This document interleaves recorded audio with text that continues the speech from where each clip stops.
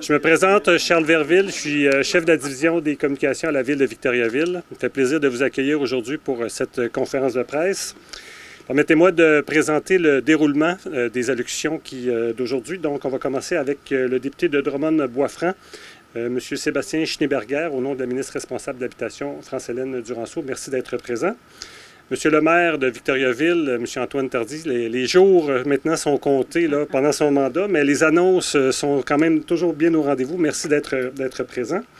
Madame Caroline Soriol également, qui a un agenda très chargé. On voit les différentes annonces au Québec. Donc, à titre de présidente directrice générale de Mission Unité Née, merci d'être avec nous. Et on va conclure avec Patrick Paulin, qui est président de Innov Habitat Victo, et Sébastien Brière, qui est directeur général de Innov Habitat Victo. Donc, ils vont conclure finalement les allocutions pour aujourd'hui. Encore une fois, c'est un autre jalon que nous venons mettre ici, que nous partons à la construction pour justement fournir de l'habitation à des gens qui sont monétairement dans le besoin. Alors, qu'on parle d'habitation à prix abordable ou habitation sociale, ici, on parle d'habitation à prix abordable. C'est, encore une fois, notre gouvernement, depuis la crise du logement, on a investi énormément d'argent. On parle de 2 milliards investis communément avec le fédéral, où ce que chaque gouvernement a mis 1 milliard chacun pour lever justement des projets comme ici. Ici, le modèle de Mission Unité Née, c'est vraiment un projet vraiment extraordinaire avec M. Luc Morris, du groupe connu sous le nom de groupe Morris, mais ici, c'est vraiment Luc Morris lui-même qui le fait. Mme Soriol, je pense, nous donnera tous les détails. En tout cas, c'est très important de le dire parce que souvent, on mélange un peu les choses et les noms. C'est très important de faire la juste part. Ici, on avait un projet en tout, le projet Unité Née, de 17 logements à peu près partout au Québec. Il y avait une phase de 11 immeubles à logement, de 11 bâtiments de 100 logements. Ici aussi, ça comprend 100 logements. Alors, la première phase a été annoncée il y a déjà quelques temps. C'est en construction. Drummondville en fait partie. Les constructions achèvent bientôt. Et ici, alors, nous en sommes au premier de la deuxième phase de ce projet qui comprend 6 immeubles de 100 logements chacune. Alors, c'est un projet pour les 6 nouveaux développements de 135 millions répartis entre les deux phases de gouvernement. Ici même, à Victoriaville, on parle de 11 millions pour le provincial et 11 millions pour le fédéral. Pour tout le conseil, là, il y en a plusieurs de mes collègues qui sont ici présents aujourd'hui. C'est une priorité absolue depuis maintenant plusieurs années que de mettre en place des initiatives qui vont favoriser la création de logements abordables. Puis, Mme Soriol, je me souviendrai toujours, là, vous étiez dans les balbutiements de sélection des villes. Puis là, avec mon DG Yves Arcan, on avait dit, là, nous, il ne faut pas manquer cette opportunité-là. Qu'est-ce qu'ils ont besoin? Ça prend un terrain. Avec l'équipe de géomatique, on cherche sur le territoire de Victoriaville où on pourrait implanter le fameux bâtiment. Puis, avec du travail acharné de nos équipes et une belle collaboration avec votre groupe, bien, on est en mesure de trouver un site qui va pouvoir accueillir 100 nouvelles unités d'habitation abordable, social. On parle de entre 600 et 700 $ de la porte avec les services inclus. Donc, je pense que pour nos citoyens qui sont à la recherche, puis on l'entend toujours, de logements abordables, bien, après le 84 logements qu'on a annoncé il y a 2 semaines, le 100 qu'on annonce aujourd'hui, je suis persuadé que ça va avoir un effet positif sur les prix. Ça va venir baisser la pression. Ça va permettre à des familles dans le besoin et à la recherche d'un logement à moindre coût d'en trouver un. Puis ce dont je suis le plus fier aussi, c'est qu'au cours de ces années-là, quand on a mis comme priorité la création de logements abordables, il y a une initiative qu'on a soutenue puis qui est en plein service aujourd'hui, c'est la création d'Innov Habitat Victo, qui est un organisme sans but lucratif qui a vraiment cette mission-là, ce mandat-là, d'acquérir des portes pour les maintenir en abordable ou de construire des nouveaux projets en allant maximiser les subventions potentielles. Puis aujourd'hui, c'est un partenariat qui s'inscrit dans cette vision-là de Innov Habitat Victo que de se retrousser les manches, de trouver un terrain, de trouver un moyen que ça fonctionne pour nos citoyens. Alors, Monsieur Tardy, vous avez bien raison d'être fier de votre équipe. Puis, pendant que vous parliez, ça m'a rappelé, là, je me souviens, Monsieur Arcan, il m'avait téléphoné, il avait dit « Comment on fait pour en faire partie? » Et ça, c'était à nos premiers balbutiements. On avait commencé des annonces, puis il était là « Non, nous, on passe pas à côté de ça. » Donc, vraiment, Victoriaville, dans toutes mes villes que j'aime toutes autant les unes que les autres, certainement, Victoriaville est à l'avant-plan là, pour le leadership que vous avez démontré pour obtenir un de ces projets-là. Il faut se le dire, un trop grand nombre de personnes aînées au Québec et à Victoriaville vivent avec un revenu de base qui inclut le supplément de revenu garanti, mais ceci signifie un revenu de 26 000 $ par année. Et avec la pénurie de logements, il est impossible pour ces personnes de se trouver un logement décent, adapté à leurs conditions, qui va être en évolution au fur et à mesure que l'âge va avancer. On voit de plus en plus apparaître le phénomène de l'itinérance économique des personnes aînées, notamment, alors qu'elles ne trouvent plus à se loger selon leurs revenus.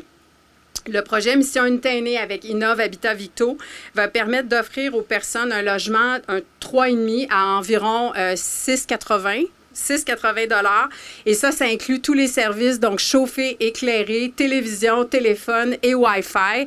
Donc, c'est vraiment un loyer qui est à 30 % du revenu de ces personnes-là. Ce sont des logements de qualité, je l'ai dit. Ils sont adaptés pour les personnes vieillissantes. Ce sont des bâtiments en béton, donc robustes, bien isolés.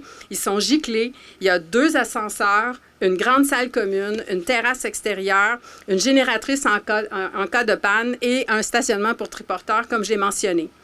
Ces installations vont changer drastiquement la qualité de vie des personnes qui vont venir y emménager. Elles auront le confort, la sécurité et encore de l'argent dans leur poche pour leurs autres besoins et pour leur plaisir aussi. Cette qualité de vie, on va l'offrir par le bâtiment, mais c'est Innov Habitat Victo qui va l'assurer au fil des années et qui va en être responsable. Et c'est vous qui allez créer le milieu de vie qui va être heureux, on l'espère, on en est certain, socialisant et adapté pour les aînés de Victoriaville. Alors, sans plus tarder, je vais passer la parole à M. Paulin et à M. Brière de Innov Habitat Victo. Félicitations, messieurs. Merci d'être nos partenaires. Merci infiniment. L'habitation, c'est plus qu'un toit. C'est un refuge. C'est la base de la pyramide de Maslow et en fin de vie, avoir des angoisses parce qu'on n'a pas un toit, c'est inadmissible dans une société comme le Québec, une société des plus riches au monde. La réponse de Mission Unité Aînée est particulièrement importante parce que vous nous créez, avec nous, le filet social qu'il faut pour assurer une vie décente, digne à tous nos citoyens et notamment les plus vulnérables d'entre eux. Pour ceci, vous aurez un éternel reconnaissement de ma part. Je pense qu'on peut applaudir cette initiative. Unité Aînée va voir le jour ici, sans logement. Moi, je voulais faire juste les remerciements politiques, administratifs, de pensée. Et je vais laisser une personne sans qui ça ne serait pas possible. Deuxième annonce, en 10 jours, il va être fatigué un petit peu. On crée du logement grâce à la pugnacité, grâce à l'agilité de notre directeur général d'Innov Habitat, Sébastien Brière. Sébastien, explique-nous. Donc, un grand merci. Puis Patrick, je sais que je suis supposé m'occuper juste du pratique, mais je vais quand même faire quelques remerciements. Parce que ces projets-là, pour voir le jour, il faut que les astres s'alignent. Puis parfois, il faut les forcer, ces astres-là. Tu sais, la première chose, il faut que quelqu'un nous tende une perche. Mission Unité Aînée, un immense merci d'avoir tendu la perche à Victoriaville pour pouvoir accueillir ce projet-là. Il faut maintenant être capable de l'attraper, cette perche-là. Merci beaucoup à Antoine, à l'appareil municipal. Merci de saisir les opportunités quand ils se présentent. Je sais que c'est pas toujours facile, c'est pas toujours dans le contexte idéal, c'est pas toujours dans les bonnes fenêtres de temps, mais vous saisissez quand il y a des opportunités. Félicitations.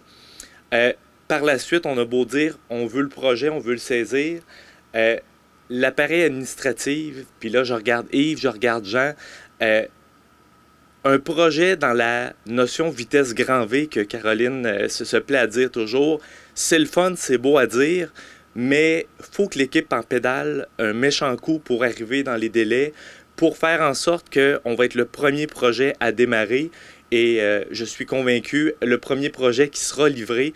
Donc, un grand merci à l'appareil administratif de la Ville. Merci beaucoup.